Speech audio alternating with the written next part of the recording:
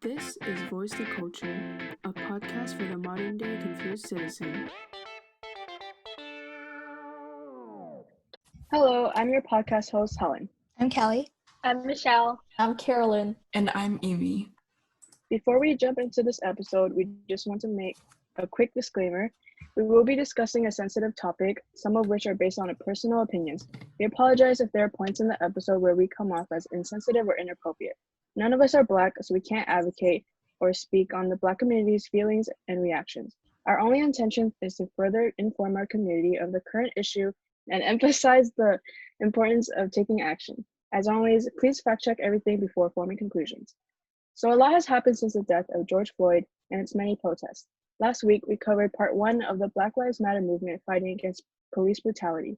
Officer Chauvin has now been charged with second-degree murder, and his 3 police accomplices are charged with aiding and abetting second-degree murder, according to court documents. All 50 states are now fighting against police brutality. Countries around the world have joined the Black Lives Matter movement. Changes are happening in America. We're seeing both good and bad changes happening. So what remains? Are all cops still as bad as the media makes them to be? Is Black Lives Matter going to become another trend? Or will this lead to a reform in systemic racism? What are your thoughts? So one of the topics that we'd like to talk about is performative activism. Performative activism is basically activism done to increase one's social capital rather than because of one's devotion to a cause. So one example of performative activism is makeup artists drawing the Black Lives Matter symbols and writing "I can't breathe" on their face without providing research links or encouraging their audience to speak out on the movement or do anything to support it. So one of the questions that we would like to address about performative activism is if it's inherently good or bad. So what are your guys' thoughts on performative activism? I think it's pretty bad. So I didn't, last week's episode when we first addressed this, I wasn't aware of all the performative activism, and so I didn't know all the chains and stuff. So especially for makeup artists, you have to realize that Black Lives Matter, this movement is not an aesthetic, and especially because so many of them aren't providing any links and they aren't really advocating for the cause. They're just turning it into their own gain and their own aesthetic, which is really harmful to the movement because Black people go through so much every day and they face so much oppression every day that you can't just put on a face of makeup and be look how pretty this is, and you're not helping in any situation. You're not providing any links, you're not even doing anything. Then what's the point of it? I think that it's what makes performative activism harmful is that people aren't actually very passionate about advocating or using their voice. It's more like they're trying to do it to either save face or to make themselves appear better in other people's eyes. And it's almost the fact that they're doing a makeup look and using the Black Lives Matter movement symbols on their face. It's almost as if they're trying to attract attention to themselves rather than the actual cause that people are fighting for. Yeah, last week, Blackout Tuesday was trending, and they posted a black image, usually on Instagram. But then the issue was that most of these people were silent before, and I feel they were only posting that black image because they saw everyone else was doing it. So they just wanted to follow in to their footsteps so that they're not seen as unsupportive, I feel they didn't really care about the cause at all. They only wanted to do it just because their peers were doing it, I think with posting black screens, it doesn't actually do anything. I feel it's just pushing other voices that need to be amplified. You're not really doing anything to educate anyone by posting a black screen. If you want to help out the community and amplify the protesters' voices, I think a better way to contribute to this fight against racism is by maybe post a couple links on for petitions and stuff rather than just posting a blank screen. It really has no purpose other than to show that, oh, you're somewhat supporting the cause. Yeah, because they weren't even vocal about the issues in the first place. So what are you being silent about? Oh my god. So speaking of Blackout Tuesday, so when we're asking the question on whether Blackout Tuesday is effective or ineffective, I like to go over like the pros and cons that like people might see when they're looking at Blackout Tuesday. For the pros, people might say that Blackout Tuesday will bring more awareness because people will be like, oh, I see a bunch of black screens. So what's the meaning behind that? And so people are saying that people will be able to research the message behind Blackout Tuesday after seeing so many black screens, and it could bring more awareness. But on the other side, people say that the con of Blackout Tuesday is that it could be a way to pressure people into speaking out, and it could just be like a trend to like just do it for the sake of doing it. And it could also just fill feeds with black squares instead of actually having helpful information on the feeds when people use the hashtag Black Lives Matter movement. Yeah. I looked at the Blackout Tuesday hashtag, and it has so many million posts under the hashtag. And then when I went to like just one, like the George Floyd petition, it had way less signatures and posts. So it's showing like that there's so many other more people posting like Blackout Tuesday because it's a trend versus actually signing petitions and actually doing like good for the movement. And yeah, like, and there's a lot of people that posted Blackout Tuesday underneath the Black Lives Matter hashtag, which completely filled the entire hashtag with just black screens, and that blocked actual like useful information that people could have been searching for. Yeah, I think for the people who are posting like Blackout Tuesday, some of them may have been like, or felt like they were compelled to, because if they stayed silent, it just shows that they're siding with the oppressor or they're not doing their part in speaking out against racism. But at the same time, because they're just posting these black screens and not doing more, like as you said, Helen, like signing petitions and donating, it's like they're just bandwagoning on with the movement and kind of making it into a trend when it should be more than that. One thing that I want to say about like how people feel compelled to engage in performative activism is that it kind of like starts with like the mindset. Like I think that the mindset that some people take on when they're like very passionate, and like it's good that people are passionate about the Black Lives Matter movement, but like sometimes like people they do like have like this all or nothing mentality. So it's like I've around social media I've seen people be like, oh, like you're either in solidarity with the Black Lives Matter movement if you speak out, or you're on the side of police brutality if you don't speak out. And I think that people should feel comfortable when they speak out, and silence is not necessarily a bad thing because there might be people who are just trying to process all of the information, and they're trying to gather different points and perspectives so that they can feel comfortable enough to speak out when they're ready. Yeah, but I feel like at the same time, people should be vocal about this issue because, like, especially with like social media, like influencers, you know, I feel like they need to use their platform to like spread awareness because people are actually paying attention to them and like what they're like speaking for and speaking about. Yeah, I agree that like popular influencers should use their voice, but I'm saying that like people shouldn't like force them or pressure them into like doing so and like say that they're on the side of the white oppressors, because when they say that, people are feel compelled to just do like the bare minimum. I think it's like we should encourage people to step out and use their voice when they feel like completely like they've developed a case in their own perspective and they've gathered a bunch of resources and links that they feel like is trustworthy to share with their followers. Yeah, I definitely think that people should educate themselves before posting anything about it. While, like, yes, I agree that you should post about it because I know there's a lot of people like afraid of overstepping boundaries and being afraid that what they're saying is incorrect. You can always educate yourselves, and if you say anything like that may be inappropriate, then anyone can correct you, and you can again educate yourselves, because you shouldn't be afraid to speak up if this is something that you feel passionate about but you're scared of people being canceled because cancel culture. Then you shouldn't be afraid. But there are a lot of influencers, because they feel like they're being pressured to talk about it. Like there's a lot of videos on Twitter and stuff about how influencers are just going out, they take a quick picture and then they run back into the car and go home. That doesn't do anything at all, because again, that's just performative activism. Have you guys heard about Jake Paul getting caught looting in a mall? Yeah, Bro. dude. Not to bring that up. Oh my, I can't Dude. believe. Okay, he came up with this statement, and he said that like, I did not loot anything. We were there protesting peacefully, and when there's like video evidence of him actually looting. So And then man's got arrested. yeah, now he's arrested. So Yeah, and then he, in order to like make up for it, he stole someone else's like GoFundMe. He stole Oh, that midget yeah. Asian's fundraiser. Oh yeah, my I saw god. that Yeah, on TikTok. Oh my god, and then like everyone was like, "Oh my god, I love you. Wow, we stand." I'm like, that wasn't even his fundraiser, dude. Like he didn't raise yeah, all he's that getting money. like praised for it too. For like, but he Yeah, did nothing. You need like zero effort to like just steal I someone know. else's work.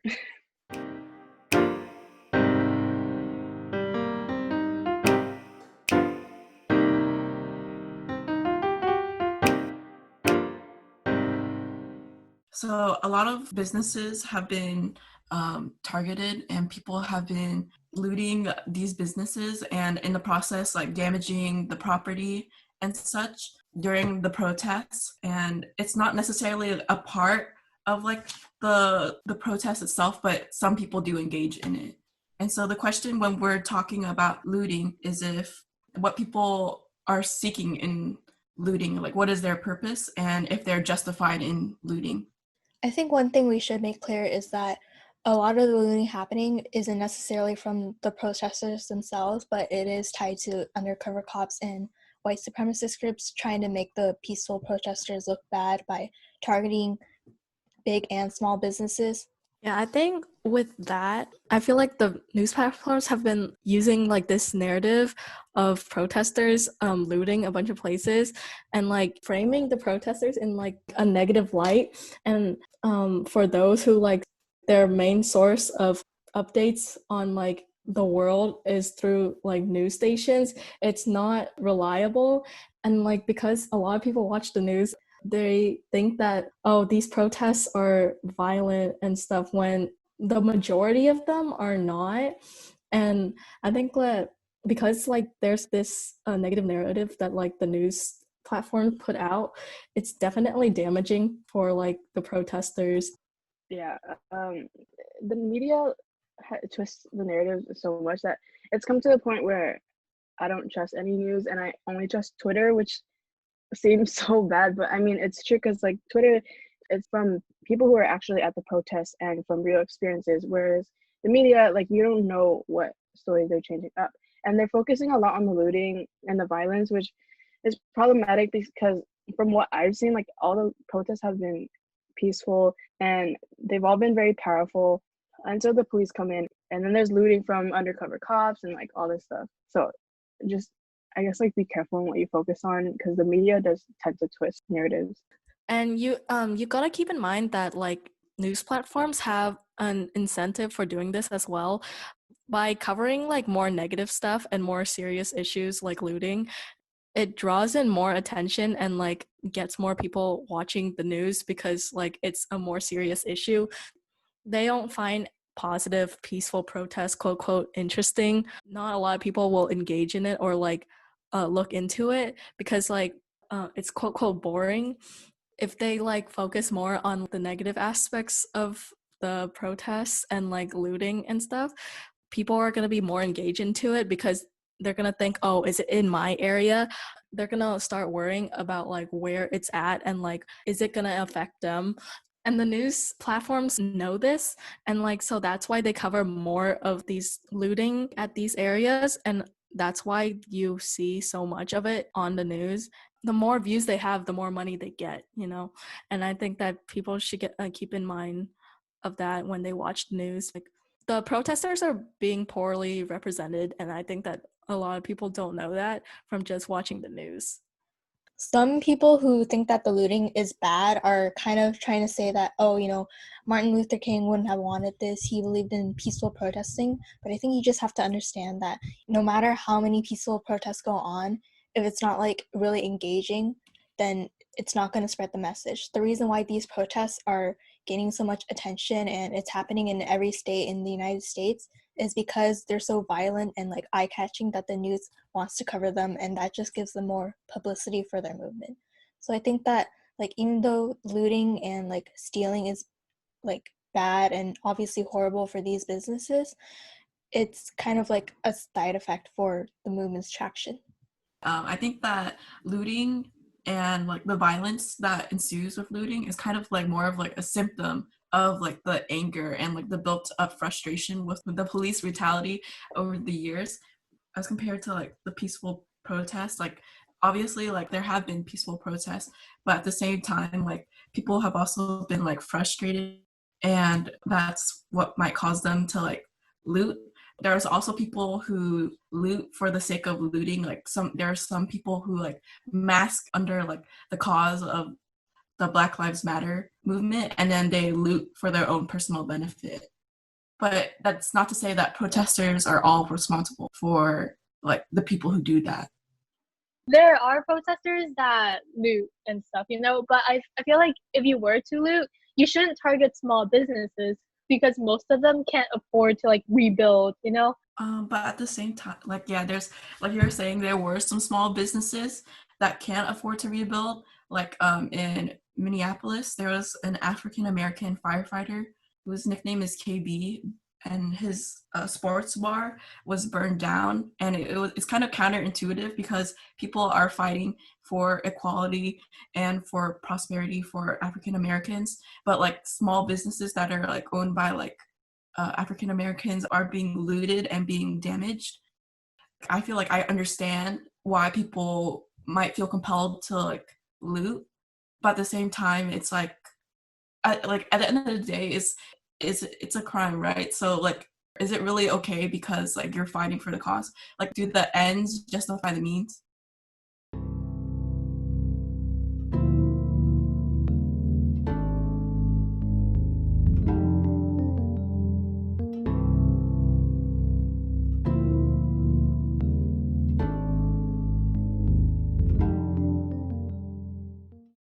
So curfew was established all around the United States, and especially recently in Silicon Valley on May 31st, 2020.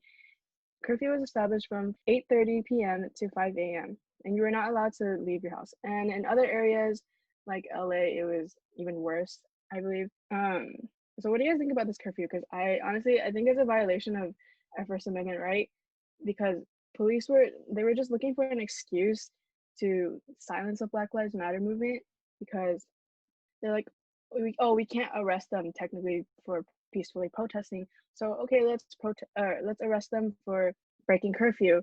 The alerts were sent out very late. I think here it wasn't too bad because it was sent out like 2-3 hours before curfew started.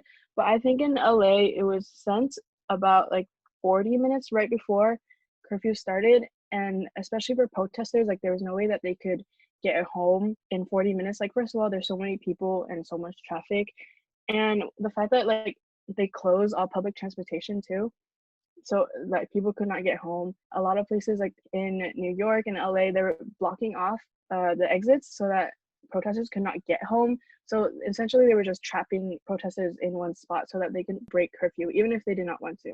I just think it's interesting how they established this curfew now when the coronavirus pandemic was already happening and shelter in place restrictions were happening, but it wasn't as serious as it was with the curfew. It just kind of shows the government's priorities in terms of who they're trying to oppress and who are they trying to, dictate. Yeah, and you can see it in the medical people's attires and the police officers' attire. A lot of the police officers are being given militarized weapons, and while doctors and surgeons and stuff are seen in trash bags and using home supplies to bring to work because the government isn't giving them the supplies and resources that they need. And I think that also goes to show that what the government prioritize, because if you have enough money to militarize the police department, then I'm pretty sure you have enough money to make ventilators and make masks for people. Ever since Corona started, Trump's been promising masks and stuff, and he's been pushing back the dates, and a lot of it hasn't shown up. But yet, when the protest starts, he automatically acts on everyone's anger and just militarize the police force. Yeah. Isn't it like interesting how like Trump was like promising that there was gonna be masks, but then like he literally doesn't even wear a mask. He doesn't like wear any personal protective equipment. And it's like also like the fact that people are like protesting and assembling when there's still like health risks from COVID-19, it kind of shows like how passionate people are about the movement and how moved they are. All right, so speaking of priorities, like again, like I heard that the riot gear for the police, like it's they go for at least $2,000 a piece, and for doctors and nurses and people who work in hospitals, they have to share their like hospital gowns and masks, like between, or not masks, but you know, their attire between each shift. So whenever you're done with wearing your hospital gowns or whatever, you have to put it on the rack and then you have to clean it for the next person to come in and use the same one. And there are a lot of complaints about not enough testing centers and stuff like that. When the LA Convention Center was turned into like a whole military base, like right when Trump announced that they were sending in the National Guard and everything, the entire convention center was turned into a military base. And why wasn't that turned into a testing center for coronavirus? Priorities, man. And yeah, so now curfew is now no longer a thing. So the Black Lives Matter movement sued LA and the mayor for the curfews because it was a violation of their First Amendment right. And so the mayor decided to end curfew. I think a lot of the news was twisting this to be like, oh, they ended it for the good of their hearts. But it was only because they faced a lawsuit and that they were like, oh, okay, sorry. And they like backed out of the curfew. And now like there is no curfew like anywhere. Speaking of silencing people and the Black Lives Matter movement, there was a Washington, D.C. blackout where cell phone jammers were used. And for 5 hours, anyone who was at the protest at Washington, D.C., their phones were not accessible and they could not use their phones to contact anyone for 5 hours. And after it, a lot of people were initially like tweeting about how there was a blackout. And then all of a sudden there was everything underneath the DC blackout hashtag was flooded with the same exact tweet about how there was no blackout and how it was fake. And then those people came back and were like, oh, I never tweeted that out. Like I never ever tweeted that out. There was a blackout. We're led to believe that like maybe, I don't know, like the cell phone jammers or like the government or whatever went into the protesters like Twitter account and somehow tweeted out, because if you look at the tweets, they're all exactly the same tweet, like no variation. And now there's a lot of people missing who went to the protest, which is really scary because for 5 hours it was completely silent and no one knew what was going on in Washington, D.C. And like right before everyone went silent on Twitter, Trump also had like a photo op, and he basically went out and told a bunch of like police officers to like shoot protesters with like rubber bullets and tear gas, all just to go across the street to like take photos in front of a church holding up a Bible, which he didn't hold properly either. I think a lot of people were like offended by how he held it. Yeah, some people were joking about it and it was like, oh yeah, he's actually using the Bible to like shield himself. He went out and like tear gas like all these peaceful protesters just to get a photo at a church. And like, And what's like, the point? Like, the priest. What's I know, the there was point? no point. Okay, exactly. I'm so confused. Like, why did he take a picture in front of a church? Like, for no reason. Like, what is he showing from that? What and, was like, the even, reason? Like, the priest and stuff. What was the reason? Like, the priest criticized him for it. They're like, oh, why are you standing in front of my church? Like, I don't understand the purpose of that. You're also like harming the protesters and like for no reason. And people gotta keep in mind that like rubber bullets aren't as safe as people make it sound. It's literally like a bullet with a thin layer of rubber around it.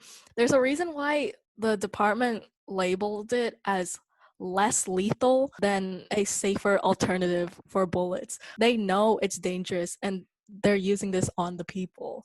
Yeah, and the problem is that they're using it and like aiming it at the head, you know. There's been like a lot of protesters that lost one of their eyes because of it, you know. The proper way to use it is like you bounce it off the ground or like a wall or something to hit the protesters. So like, but like there's police officers that are like pointing it directly at the person and that can like kill someone. yeah, if it hits the right spot in the brain, it can actually kill you. Like, why are we protesting? Like, oh, because police brutality is so bad. Like, one thing with the rubber bullets and how it can kill people and so many people are losing their eyes and everything. and also like the tear gas and how it's illegal in warfare, and yet for some reason in domestic use it's illegal.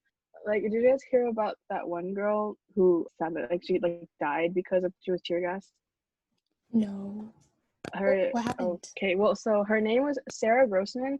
She was 22 years old, and at first, when the first like the stories initially came out, it said that she had asthma, and because she was sprayed with tear gas at a protest, she unfortunately like passed away because of it. But then I think now today, I think her sister came out with it and said that like she did not have asthma. She was completely fine and healthy, and she died because of the tear gas and just the tear gas.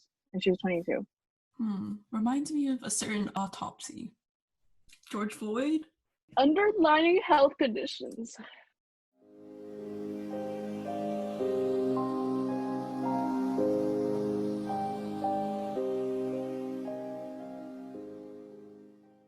With Trump mobilizing heavily armed military to stop rioting, do you think this is an effective or ineffective way? And is this meant to stop the rioting or protesting as a whole?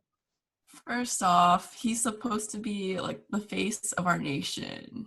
Like, as the president, like he should be prioritizing like our citizens' lives, not ordering the police to like shoot at them with rubber bullets. If anything, this will like cause more people to riot or to protest, because it's like he's adding fuel to the fire by like encouraging violence.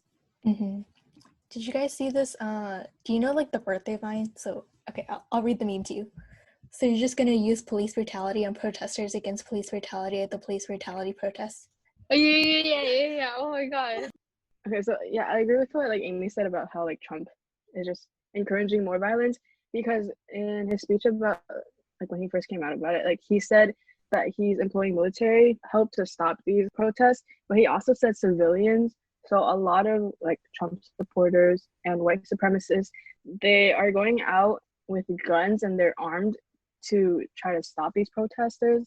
And that again is creating way more violence than what is needed, because again, these protesters are peaceful and no one is armed and no one's doing anything, and people are going out like armed to like harm these people. Yeah, and like some of the police, they've been like aiming like the tear gas and stuff at news reporters as well. So they're doing it like indiscriminately, you know? They're like aiming at like nurses, medical aides. Yeah. Yeah, there's a video, I think. Oh, and the in senator. Seattle. Oh right, yeah, there are multiple senators. They don't even care at this point. Like the police, they're just shooting at everyone, hurting everyone at this point. I think it was, okay, I'm not gonna say the place because I'm not sure, but someone called an ambulance to one of the protests, I think, and the second the ambulance showed up, like all the protesters moved to the side to let the ambulance go through, and the cops blocked the ambulance from going through and forced them to back up and go the other way. Mind you, this is an emergency, so I really hope that whoever was in danger and whoever was hurt was helped right away, because the police blocked them from like going through. And yeah, everyone was chanting like, do your job, because police, like, first of all, like, aside from being just cops, their first job is to be first response. Them blocking off ambulances is completely the opposite of what they're supposed to do, and it's very dangerous. Yeah, some people are even saying to go as far as to defund the police force and transfer those funds over to like medical professionals and frontline workers fighting the pandemic, because if the police aren't going to do their jobs to protect the law and enforce what's right, then why should our taxpayer dollars go towards their jobs, you know? Yeah, like the whole like defund the police and abolish the police, I personally like I agree with it, because the movement is not saying that like we should have no law enforcement. We're saying that the system and the systemic racism and everything that it's built on should be changed. Because when you call for like, if there's any emergency, you call the police there, and they show up and they're armed and they think like guns blazing, they think like something's really bad. But what if like someone else is going through some other kind of emergency, and we need more people to de-escalate the situation rather than showing up with guns and making it worse. And actually, some good news, I guess. The Minneapolis City Council members, they intend to disband the Minneapolis Police Department, and they want to invest in public safety. So, see, if people don't think protests are working, they're working. Definitely. In San Jose, Mayor Sam Liccardo still has not gone through with the plans to defund the police, but he is doing his part in listening to the protests and trying to keep everyone safe as he can.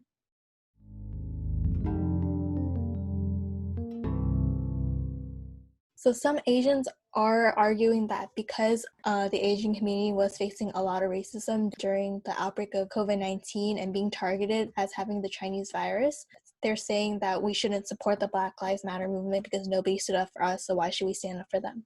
What do you guys think? I think that like even though that like maybe it hasn't been the case, I've definitely seen people who have stood on like Asian side during like xenophobia during COVID-19, but at the same time, like even if there hasn't been like quote unquote as much exposure or like as much people speaking out for the Black Lives Matter movement, that shouldn't take away from like the fact that like you should still speak out if you feel passionate, and like it's still like an injustice in our society that people should call our system out for. Yeah, we shouldn't make this like a competition, you know? We should, because we're all people of color. We need to like stand up for like all these issues, you know? We need to band together and support one another. It doesn't mean that we're just not going to talk about Asian discrimination, you know, especially like about the coronavirus. It just means that we're going to talk about it like just later, you know? Because right now, the most important issue like at this moment is like Black Lives Matter, you know? So we need to talk about that. And like especially Asians, you know, you gotta stand up and like support them. Especially like because you're part of the POC community, you should be more understanding of people who like face discrimination and similar struggles as you. If you think you have it hard, they have it so much harder. Yeah, I think there should be more compassion for like the Black community, because this has been going on since slavery for like the past 100 200 years, and like people are mad and they should be mad, and you should be mad too. I feel like the Asian community don't quite understand that unless it affects them personally.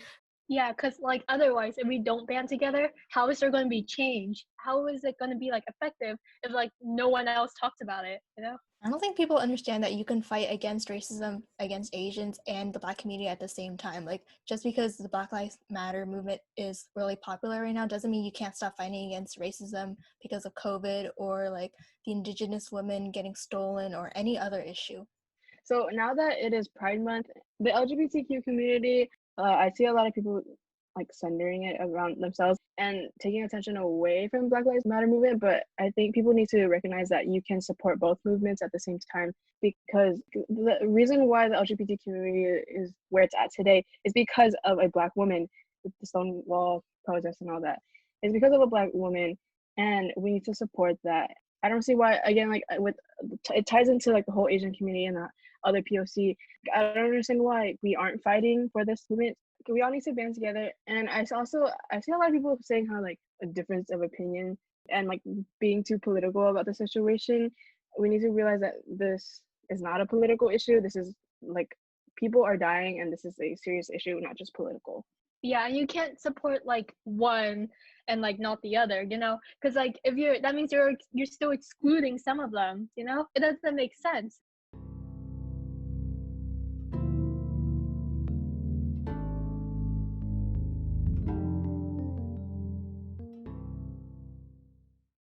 So many popular supporters of the movement Black Lives Matter include the anonymous hacker group, who released this video on May 28th warning that the government should expect the group to expose any like corruption and fight against racial discrimination and systemic racism and stand up for people. Some other groups include the Amish, witches, and K-pop Twitter. Yeah, K-pop Twitter has been like doing their part, you know? They've been like spamming webcams and everything like on like those racist hashtags like all lives matters. And then there was like I forgot the hashtag. What was it? It was like whiteout or whatever. Whiteout Tuesday, Whiteout Wednesday, yeah. All lives matter. Blue Lives Matter. Yeah, oh yeah, and Blue like Lives it's Matter. been Oh my like God. it's been like filled with like memes and like, you know, like webcams. Like yes. I know. So forgive me for saying anything bad about K-pop Twitter. I love you all. And especially like I think it was Denver, then the police came out with like apps and stuff to like report looters and such. Dallas like, PD. K-pop Twitter. Oh, Dallas. Yeah. They flooded all the entire app with just like fan cams, and they shut down the app. This is Gen Z. I think it's good that in general, like as a generation, like Gen Z, I think that it's good that we're speaking up and like using our voices, because I think that society needs people to like challenge and become catalysts to question if our society is as progressive or as accepting as it should be, especially like in like our own like communities. Like sometimes I feel like it's responsibility to like call out my parents when they're saying things that are like racist, you know? I think, Amy, you brought up a really good example of one of the effective ways to help spread information and awareness without partaking in performative activism. Because by like talking with your family and your loved ones, you can have that conversation of what is right and what is wrong, and kind of bridge that generational gap of racism. Everyone can individually support the Black Lives Matter movement.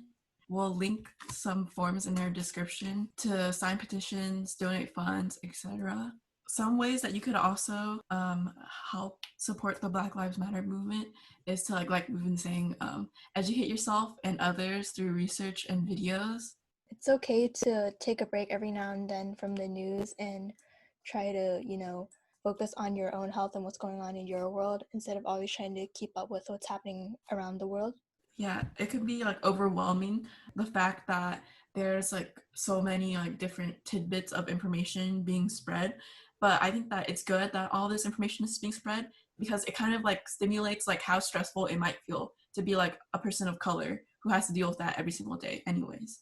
But at the same time, like it's like a influx of information, and like it might be like overwhelming if you haven't been exposed to that. And like I feel like personally, like I've been taking some breaks for social media because it has been a little overwhelming for me, and I've been able to like realize that I have the privilege to take a break and like feel that it's overwhelming because I'm not like African American, you know?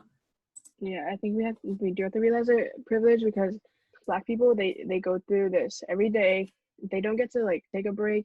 And like again with the whole like Blue Lives Matter argument, like they can take off their uniform anytime they want. Black people cannot take off like the oppression that they face through every day.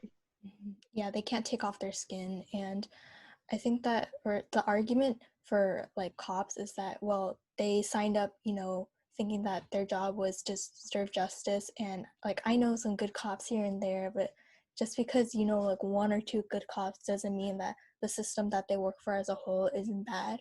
And it doesn't mean that those people are bad people. It just means that if they truly want to support the Black Lives Matter movement, the most effective way is resigning as a cop.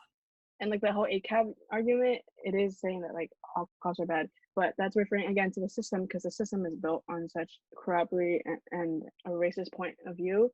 And there's a lot of like propaganda, cop propaganda, you will, being spread around, like with the cops kneeling and stuff. Like that is not enough just because they're kneeling, because at the end of the day, they still are cops and they still are withholding the system. And there are so many videos on Twitter and stuff about how they're kneeling 1 second, and the next second, like 20 minutes later, they are throwing tear gas at people and are shooting at people. And that doesn't do anything, and because it's just propaganda to make it seem like, oh look, like these cops are on our side, when they're really not. Yeah, I fell for some of it too. And like, I think that's like, that goes to show how important where you get your information from as well, because not everything you see from like one source is the full picture. If you're gonna support the movement, you need to do thorough research on stuff, not just signing petitions. You need to understand why you're signing, and also like checking your privilege. And I think that also really helps with understanding where these people are coming from, where they don't have the privilege that you might have. So like on that note, Carolyn said, make sure to like do your research and educate yourself. Also make sure to practice voting at your local elections. When you protest, make sure to protest safely by practicing safety precautions, wearing personal protective equipment, etc. We'll also link places that you can donate to if you can. And even if you can't donate, there's also other ways that you can donate. For example, like watching a YouTube video that will donate all of its ad revenue to the Black Lives Matter causes. And yeah. I also want to add that some of the more popular donation spots, like the Minnesota Freedom Fund, have already received plenty of donations, and they're now asking you to redirect your funds to other fundraisers, especially for like the small businesses that were looted. So I highly encourage that if you can, please try to donate to those fundraisers instead. And I wanted to bring up how just because the officers involved with George Floyd's murder were charged, that doesn't mean the fight is over. Again, police brutality is still very rampant, as we can see with these protests. And there are many, like, for example, Breonna Taylor's murderers, they are still walking free, and we need to continue to fight because this fight is not over. It is not a trend that happened for a week, because I see a lot of people, like, I guess, like, disregarding the movement now. Now it's no longer, like, a trend or whatever. Yeah, we just need to continue to educate ourselves and continue to stand with this movement. Period. All right, that wraps up the second part of our commentary towards the Black Lives Matter movement. We just wanted to say that we stand in solidarity with the Black community. We may not be able to understand what hardships they have to face as a result of our broken system, but we encourage others to thoroughly research the situation, to express their voice, and to show their support through their actions. Again, links to petitions are also provided in the description box. If you're interested in what we do and want to better understand what we're about, please check out all of our socials. All @ are at Voice to Culture. If you like this episode, please give us a review or like and subscribe. Hit that bell icon to be notified every time we upload a video. Thank you so much for listening. We'll be back soon with another episode. Please stay safe and healthy, everyone. Bye. Bye. Oh my God. Bye.